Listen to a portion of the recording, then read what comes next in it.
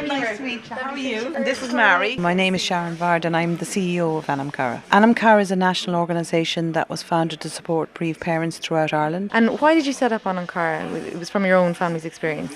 Yes, in 2004 we sadly lost our youngest daughter Rachel. She died in an inoperable brain tumour, and even though we got great support from the hospital, we were shocked to find that there was no actual support out there in the community.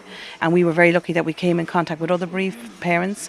And as I said, that's how we formed that initial group. Other than that, we would have just been left out there on our own, not knowing what to do, how long this was going to continue for, the terrible pain and the intense grief you experience. Your whole family obviously was going to be deeply affected. Was the grief for Rachel different for mother, father, sibling? Like, how did it work out for your family? When your son or daughter dies, I think everybody in the family will grieve differently, because everybody in the family has a different relationship with that person who's died.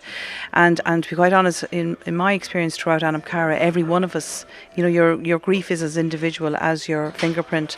So for all of us, you can't say this is the way to do it, because everybody will grieve differently, and that is the right way for them. People coming to you into Anam Cara, what is it that they're looking for, like, support wise, or what is it that they're not getting in their own community? When your son or daughter dies, it's not just their death, it's also that you've lost your future with them, and all the plans you would have made, even with the smallest baby you make, where they're going to go to school and, their first communion, and then as they're older you think about them getting married and having their own children, so your own grandchildren.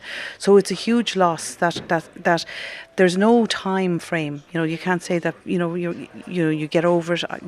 Personally, I don't know if you ever get over it, but I think you do learn how to live around your loss and live quite well around your loss, always carrying them with you. So you launched in 2008. What size is the organisation now? In terms of employment, we are mainly a volunteer-based organisation. There's 1.5 employees, myself and an administrator, and we do have professionals who are contracted to work within all the Anam Cara groups, and their role is to support the group.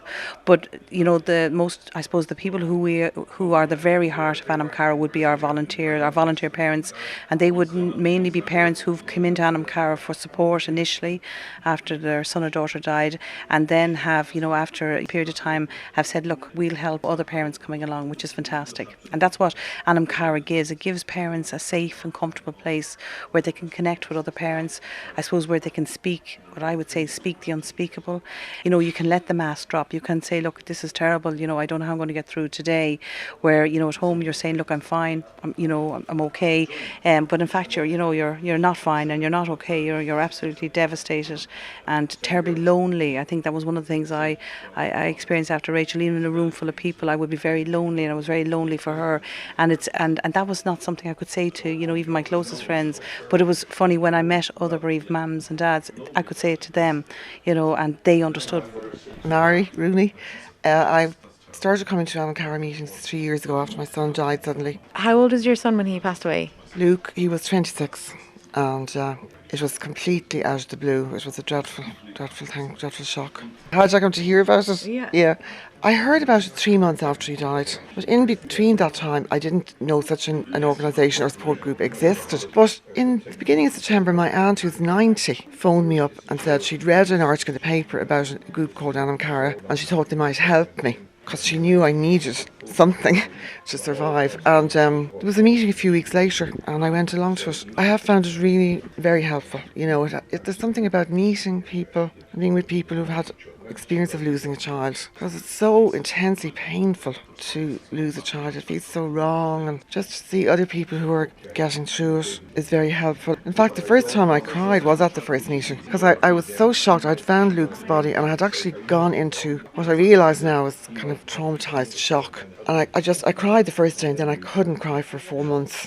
And it was like being trapped in hell. And at the first Anam Cara meeting, another couple were talking about their daughter who was killed in a car accident. It was horrible, they saw her being killed. And I began crying with empathy or sympathy for them. And that was the first time I could cry. It was a wonderful relief. Crying does you good when you're feeling that bad. It does help. And like that, the idea of meeting other parents who are maybe further along in their journey of having lost a child, how much solace does that provide, the idea that actually you can get there? I remember distinctly at the first meeting, a woman who'd lost her son, I'd say about 5 years earlier. She said, I'm happy and I'm sad. And I found that really helpful, what she said. And I now know that's true. You have this sadness inside you, but you can be happy as well, and you can enjoy your life. And when did you reach the decision that you wanted to volunteer, or that you were ready to be a facilitator and to help out? During the last year, well, I have a lot of experience in facilitation groups, as it happens, in my work. So I'm looking forward to doing it. Yeah, I'm starting now next week.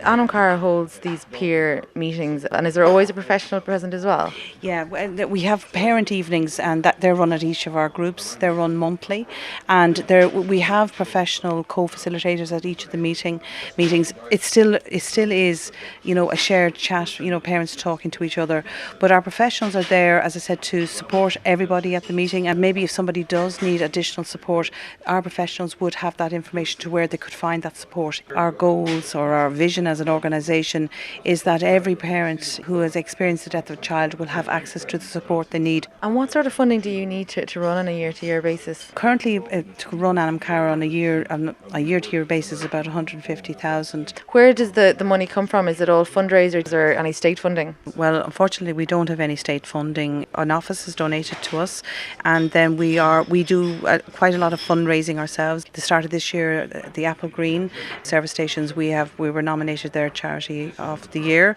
and we have that for 2 years, and that will also help us develop the organisation. You currently have little or no funding from the state, from the Department of Children. Do you think that will change in the future? I think when the Department of Health or the Department of Children see the impact that organisations like Anam Cara are making out in the community, I think it's probably more cost effective, to look at funding an organisation like ours in the support of bereaved parents. I think we've made a huge impact.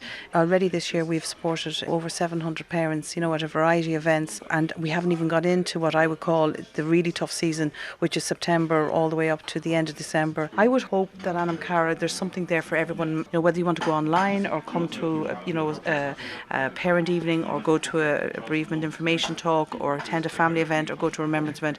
There should be something there that no family would feel totally on their own out there.